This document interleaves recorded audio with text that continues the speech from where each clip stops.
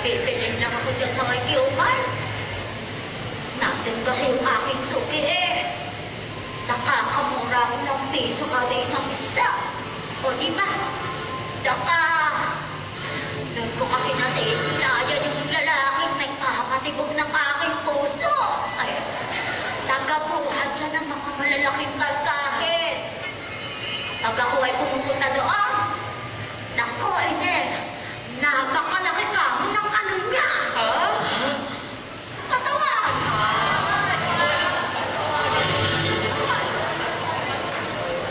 Usapan nga namin eh. Alas 12. May lunch date kami dun sa paborito namin mamihan. Kamahuhuli nga ata ako eh. Napakarami ko ba kasi pinasipasa sa bahay. Bakit po? Wala po ba kayo nakakatulong sa bahay? Nako, Ine.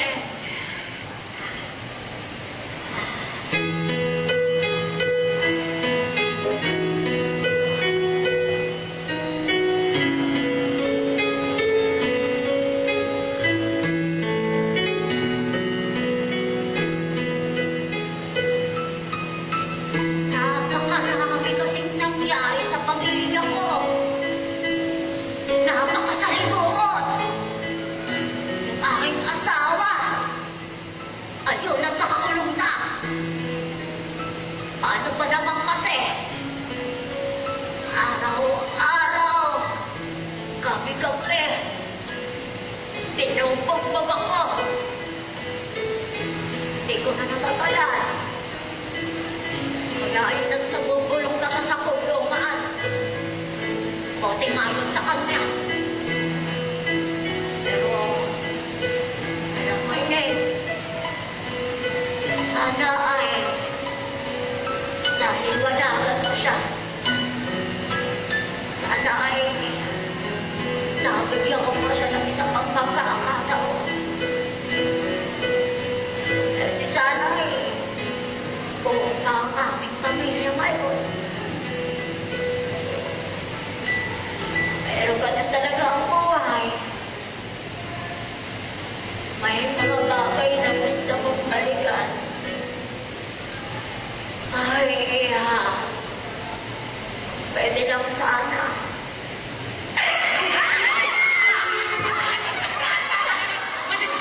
Ano ba yan? Ano?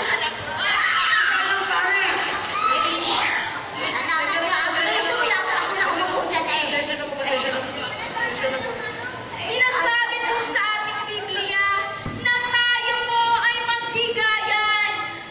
At ayon po sa 2 Korinto, Kapitulo 9, talata 6, ito po ang sinasabi ng ating Diyos. Ang nagkakinaunti, ayaangin naman ang kaunti. At ang nag-aasig naman po ng sagana, ayaangin naman po ng sagana. Ay, ikaw ba nag-aaral ka? Opo, Saan ka naman nag-aaral? sa Diliman po. Sa Diliman? Di sa UP ka? Naku, dyan daw ay napakahirap makapasok. Pinakuha ko kasi yung aking anak din hindi pinanad.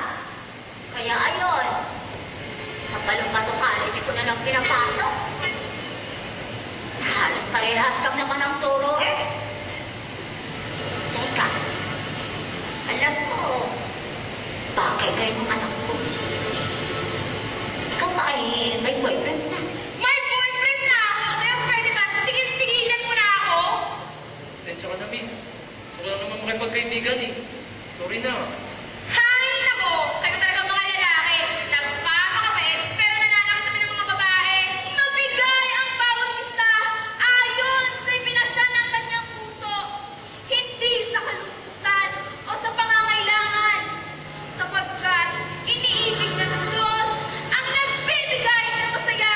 Kadiyan! Nagagawa ng Diyos na pasadanahin sa inyo ang bawat biyaya upang sa lahat ng paraan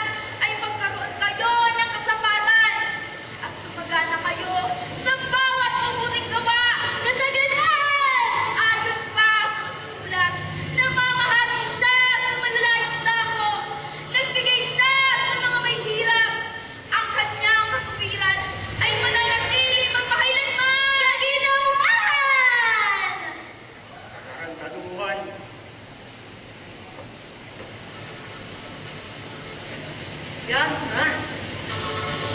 Salita ng Diyos. Baka kung sinong Diyos ang sinasamba niyan.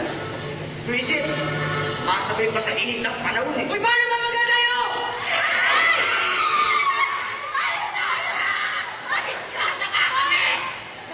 Dahan-dahan lang tayo na iba eh. Pasensya na po, pasensya na po.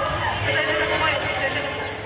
Kaya po mga brothers and sisters, ito po ang sinasabi ng ating Diyos. Ang magbigayan tayo ng taos sa ating puso. Ang sobrang hawak kong ito ay hindi nangangahulugan na ako po ay nalilimos. Sapagkat ang bawat sentimo po na inyong ibibigay ay mapupunta po sa aming samahan.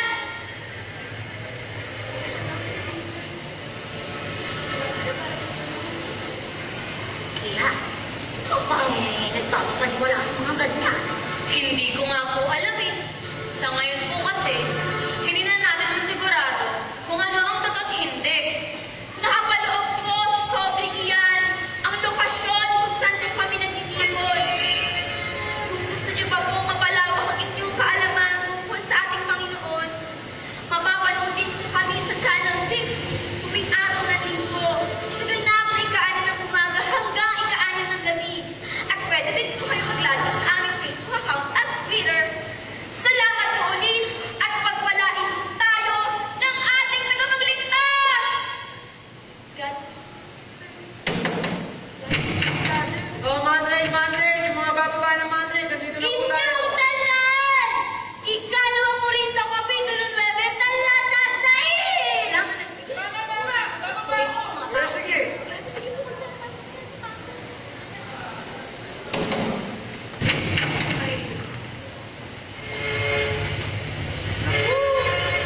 Alagad daw ng Diyos. Gusto lang makalibre ng pamasahe yun eh. Eh, baka naman para sa samahan talaga nila yun. Alam mo pare, kung para sa sama nila, dapat hindi sa atin ang hihingi. Hindi naman yan tayo membro eh. Bawal kaya sa Biblia yun. Alam mo pare, tayo kahit pa paano, kumikita sa maayos sa paraan. Papasalamat nga ako sa kanya eh. Nagkaroon ako ng magandang trabaho. Ito yata sa pagmamaneho ko pinalaki ang mga anak ko.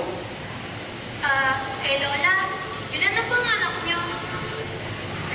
Dalawa lang. Pero, mahirap kumita ng pera. Nagtitinda lang ako ng gulay sa tapat ng bahay namin. Minsan-minsan pa yun, kung may kikitain malaki.